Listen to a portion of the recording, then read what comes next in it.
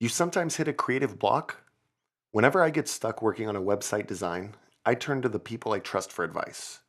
This is where FeedMe comes in. FeedMe is a feature that lets you share your unpublished website with others. Using FeedMe, you can generate a link that will give people access either to your entire website or to a specific page that you are working on. You decide who gets the link. You can send it to a friend, your mom, or to a coworker with a great eye for design. You can even post it on your social networks. Once they have the link, the person visiting your site can easily make suggestions and write next to the element they are referring to. For example, if they want to give feedback about a certain image, they can make a comment that will show up beside it.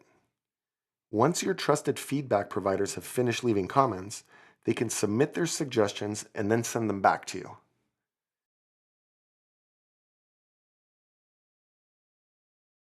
The next time you open the Wix editor to work on your site, a notification will appear next to the FeedMe icon.